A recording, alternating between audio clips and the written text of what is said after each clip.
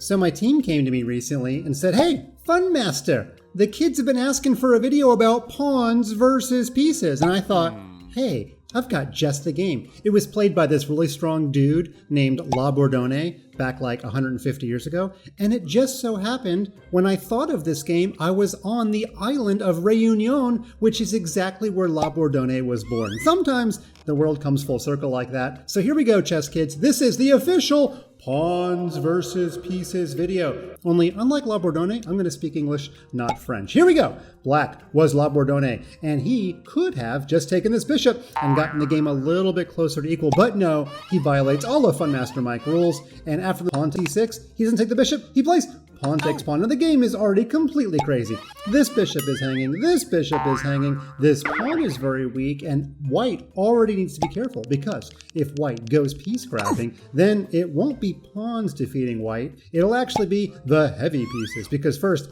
black would give a check, and it doesn't actually really matter if your king goes here or your king goes here. I'm going to take this pawn with check. Although I guess if your king went here and I played pawn takes pawn, it would be double check because of the rook. But okay, let's just say the king goes to the corner. It is actually officially forced mate in 5.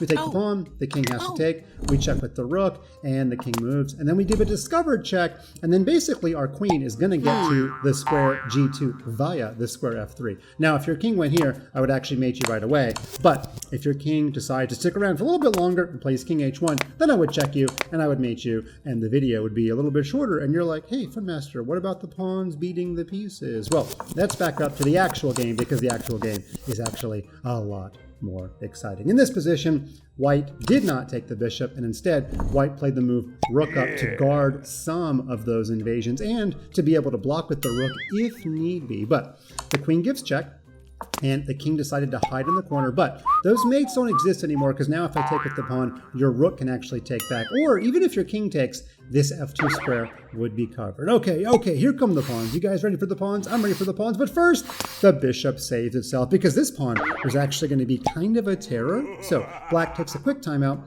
to blockade that pawn. Okay, now the bishop moves to d7, and here we go. Pawn to f2, and there's already a threat. For example, if white takes, then black would win with first this move queen e1. Now you should not play f2 right away, because there's actually 2 defenders of that square. So instead, queen e1. Now if you take my queen, I replace her with a shiny new queen, and I basically checkmate you after you block with your queen. So your only other choice would be to put the queen here. Now your queen and your rook do guard each other via x-ray, but surprisingly I'll take your rook, not your queen, because that removes the blockade.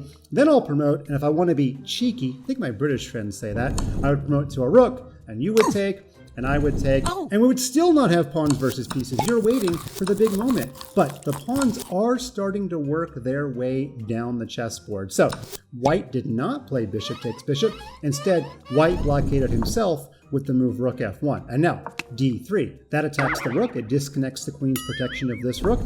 Black had the rook save itself, and then black took. Okay, so white took back. And now the pawn comes to e4. Uh-oh, you're starting to see a mass of pawns. Yeah, we're getting those guys going. Now, queen c8 should not take the queen, because of course white will take back and basically do the same checkmate that black was doing, replace with a new queen, right? So bishop to d8 to stop that from happening. Then the queen comes back to the square c4. Oh, queen e1. Of course, I don't need to play this, but if the queen gets captured, we'll replace her with a new one. That's becoming a theme. So, rook c1, and now the rooks guard each other. We have an official reverse Oreo. Yes, we have the white cream on the outside and the black cookie in the middle.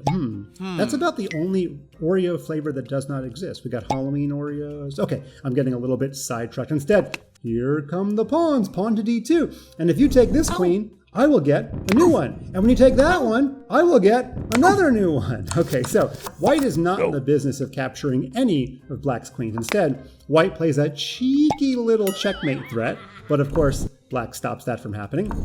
Rook moves over to d1 so that it didn't get captured by this pawn. And by the way, in this position, white should not play queen takes, because then black would take, and this rook is overworked, because when this rook takes, then we'll take this rook, we can get a cheeky rook, and of course, it would be checkmate on the very next move. So we're getting to the big finish.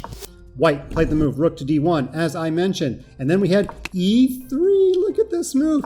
And the queen moves back to the square c3, and then black took, white took back, and then e2. If that is not the prettiest ending position in the history of chess, then I really don't know what is. White is up a queen for a bishop, and white has his own pawn on the 7th rank, but yet white is totally defeated by 3 pawns on the 2nd rank. There's not much that white can do. If white takes this pawn, can you find the mate in 2? I bet you already have. Pawn f1, we will cheekily get a rook. The rook will take. We'll do double cheek and promote to a rook again, and there's just no way for white to get out of all of these back rank checkmates and stop black from multiple promotions. So there we go. Pawns versus pieces, the Reunion edition. Pawns win! Pawns win!